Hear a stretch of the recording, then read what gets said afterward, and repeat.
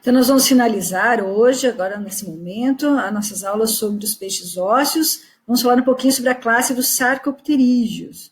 Então, vamos sair agora, não vamos mais falar dos actinopterídeos, agora sim sobre os sarcopterídeos. Então, actinopterídeo, nós falamos bastante já. Então, esse outro grupinho aqui é do sarcopterídeo, um grupo mais adiante. Depois, no próximo assunto, já são os anfíbios, que são os animais, os vertebrados terrestres. Então, esse grupo aqui, do sarcopterídeo, é um grupo bastante interessante. Lógico que ele mantém nadadeiras com raios, muitos têm, inclusive, o opérculo ósseo. Mas eles têm uma novidade a partir desse grupo, que é o fato das nadadeiras ventrais serem lobadas. Aquele par ventral, se você olhar internamente, ele tem um arranjo diferente dos elementos esqueléticos. Ele já lembra como se fosse um vestígio aí de patas. Então, é interessante, né, saber que os sarcopterídeos diferenciam-se dos actinopterídeos pelo fato de terem essas nadadeiras chamadas lobadas ou carnudas. Nós temos dois grupos de peixes, sarcopterídeos. Temos aqui um exemplar do selacanto, que é um peixe marinho, e nós temos aqui os peixes chamados peixes pulmonados ou dipnóicos.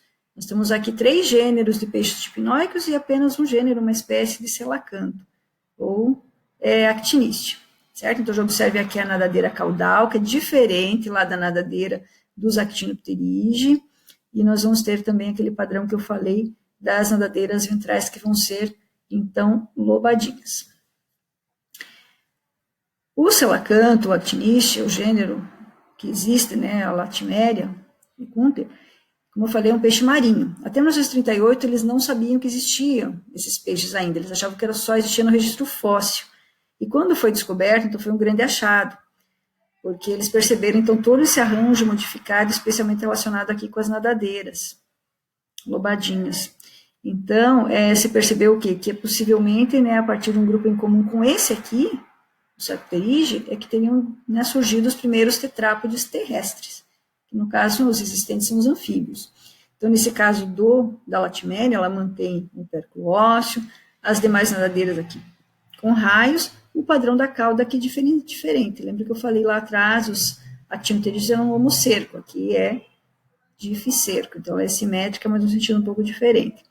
E lembra que os peixes ósseos tinham lá, então, a bexiga natatória.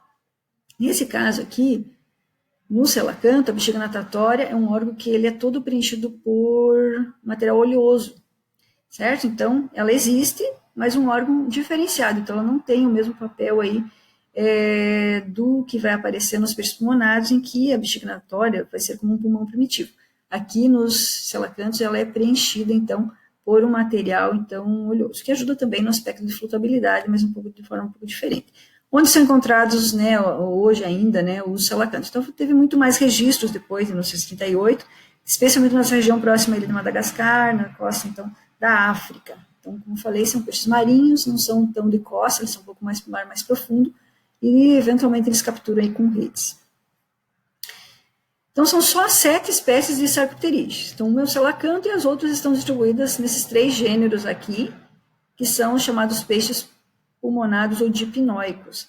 Então, aqui na América do Sul, nos rios da América do Sul, nós temos esse gênero, que é o Lepidosiren, que é a piramboia, o nome popular dela. Lá na Austrália, nós temos o Neoceratodus. Veja que a nadadeira tem o mesmo padrão, aqui as nadadeiras ventrais são carnudinhas.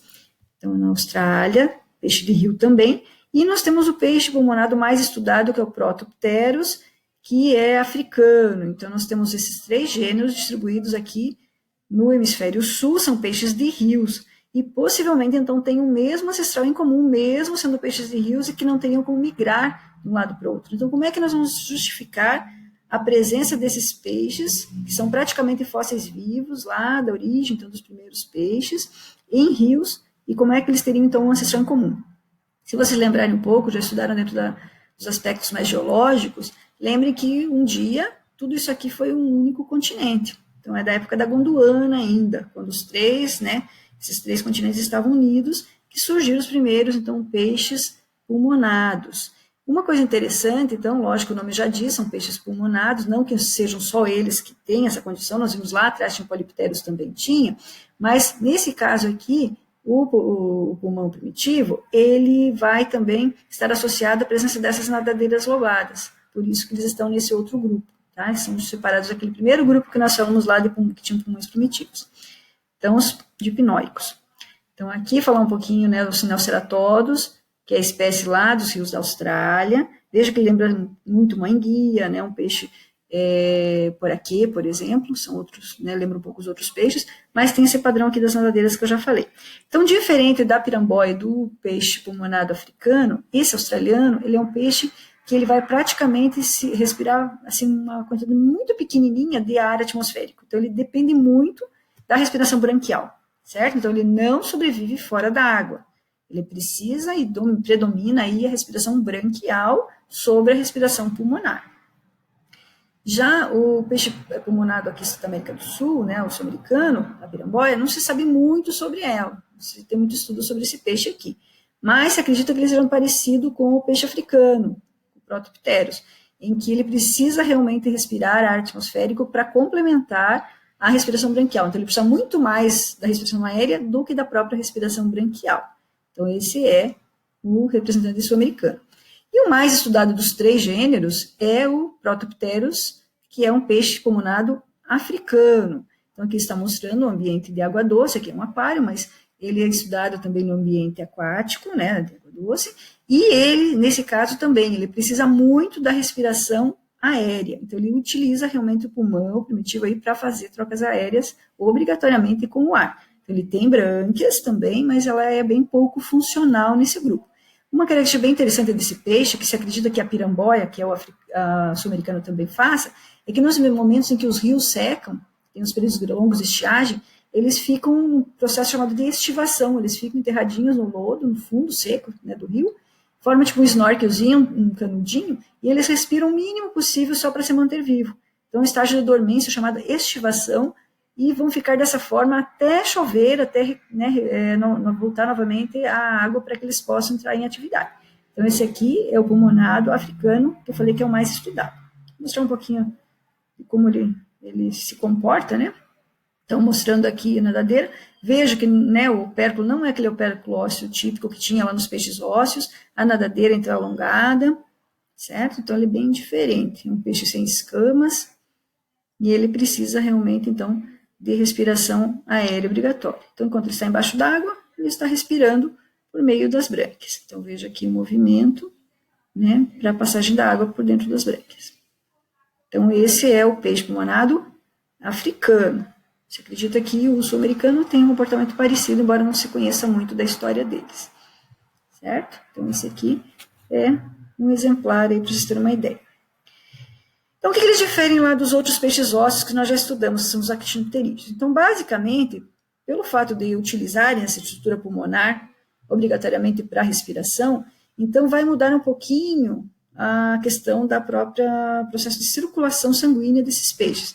Então, o coração deles, eles já tem uma divisão parcial, tanto do átrio quanto aqui do ventrículo.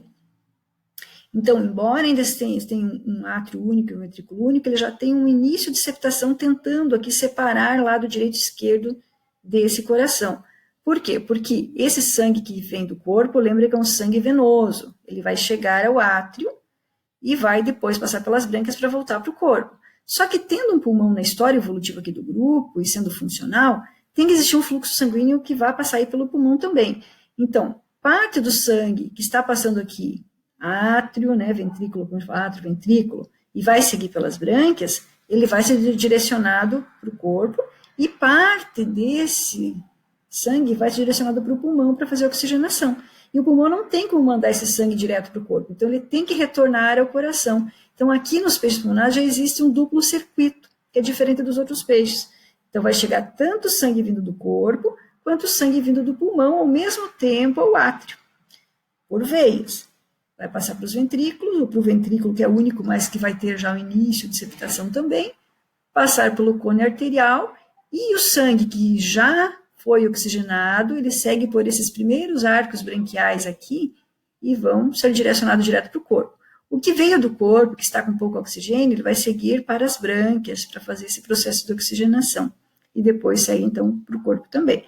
Certo? Então, vai haver já uma diferenciação no sistema circulatório sanguíneo dos peixes ósseos só especificamente no caso dos peixes pulmonares, em que já existe, então, uma ligeira separação do sangue venoso e sangue arterial dentro do coração, mas ainda há, digamos, mistura, como não tem essa divisão completa aqui dentro, certo? Então, vamos seguir pelos arcos branquiais aqui. Uma parte do sangue é oxigenado pelas brânquias e uma parte segue direto, então, para o corpo, que já estava oxigenado, que veio aí, então, do pulmão, certo? E, finalmente, né, se você sabe dessas características aí dos peixes sarcopterígeos, então é o grupo que é mais próximo dos primeiros vertebrados terrestres. Então, na próxima aula, vamos estudar os anfíbios, que são já chamados de tetrápoda. Então, o que vai mudar, digamos, em relação a esses peixes antigos aí, que são sarcopterídeos?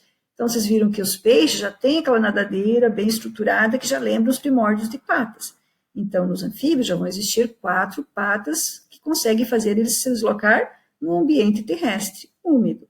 E também, lembra que já existe pulmão. Então, no caso dos anfíbios, já vão ter, então, os 2 pulmões, embora não sejam tão complexos quanto a maioria dos vertebrados, eles já conseguem, então, ter uma respiração pulmonar.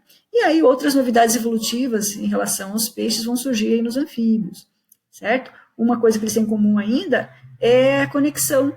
Os peixes pulmonares, eles já têm o que a gente chama de coanas, que é uma conexão entre a narina e a boca, que vai aparecer depois lá nos anfíbios, né, que vai ajudar no processo respiratório, certo? Vai surgir a orelha média, né, que não tinha nos peixes, então isso tudo vai ser a partir dos anfíbios, que vocês estudarão na outra aula, certo? Então, sobre o sarcopterígeo é bem mais tranquilo, só lembrar que, diferente dos peixes actinopterígeos, eles têm, então, as nadadeiras ventrais, carnudinhas, lobadas, com essa estrutura já que lembra os primórdios aí de patas, e também, então, tem uma parte da respiração que é pulmonar, com um circuito sanguíneo específico, né, passando por dentro do coração, já 2 circuitos, né, então uma circulação dupla, e assim por diante. Então, vamos deixar, então, as próximas informações aí para estudar a parte, então, dos tetrápodes, que seriam, então, a partir dos anfíbios. Por enquanto, seria isso. Até mais.